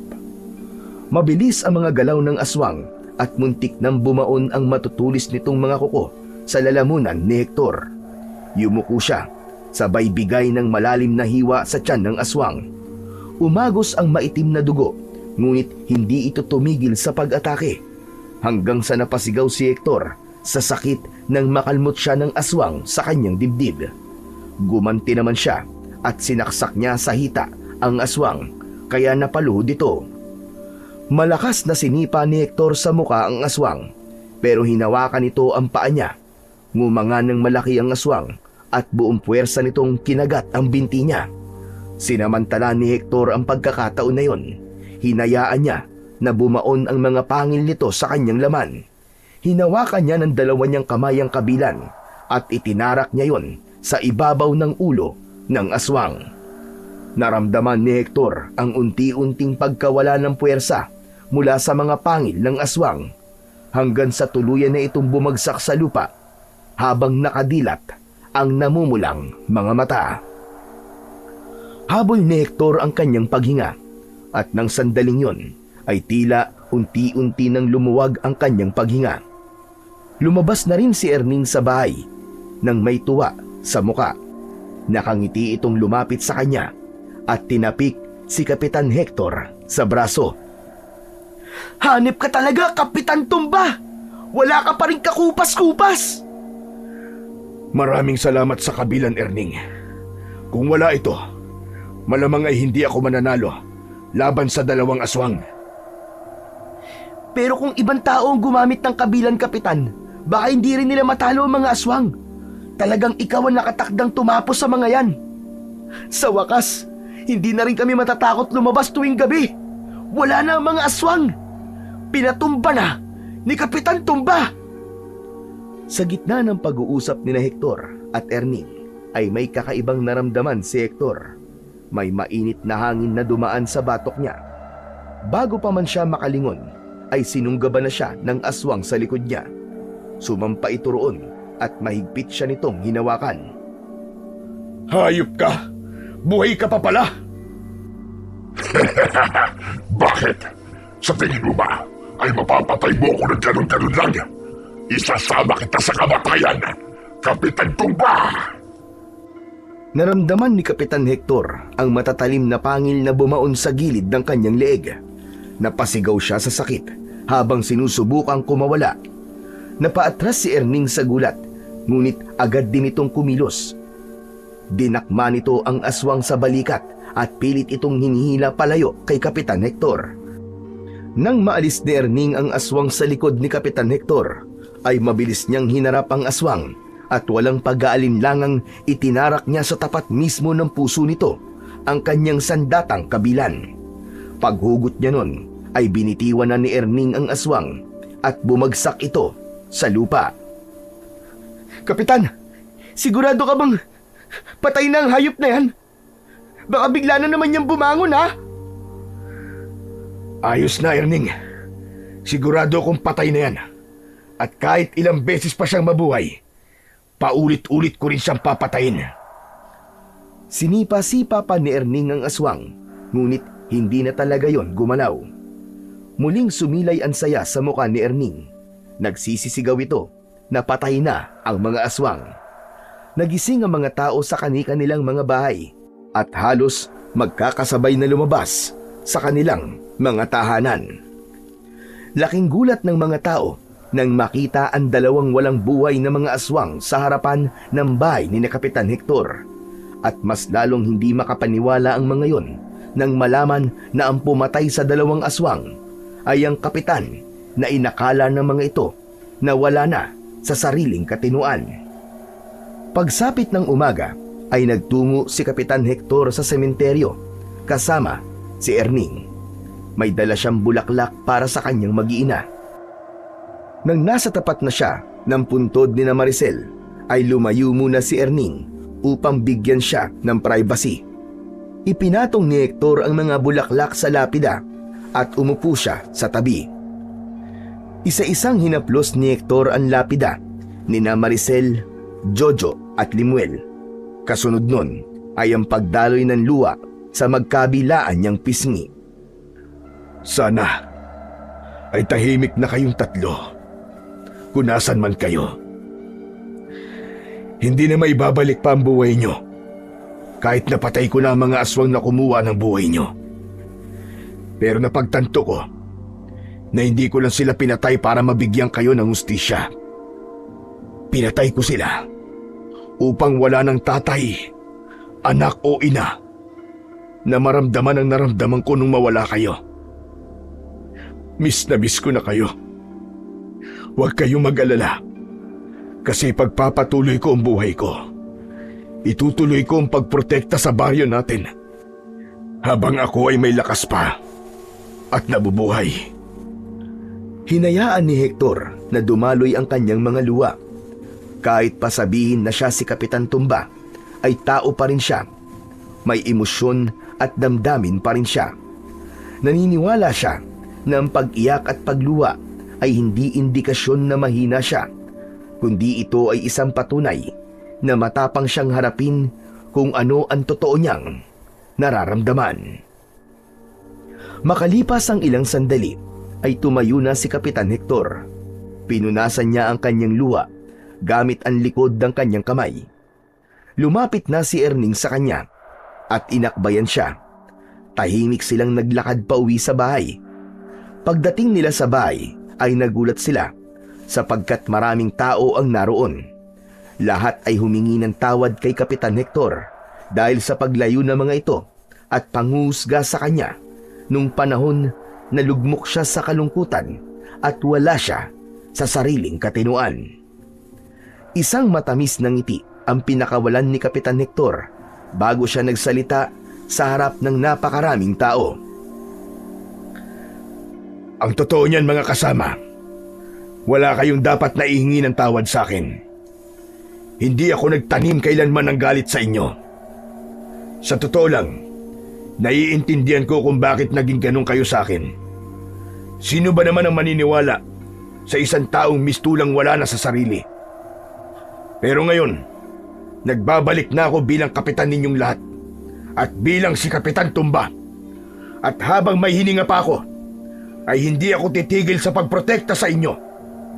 Ang baryong ito ang tahanan ko. Dito ako lumaki at dito ako bumuo ng pamilya. Kaya ngayon, ipinapangako ko sa inyong lahat na sisikapin kong hindi na maulit ang trahedyang nangyari dito sa ating baryo. Basta't sama-sama tayong lalaban para sa kabutihan at kapayapaan.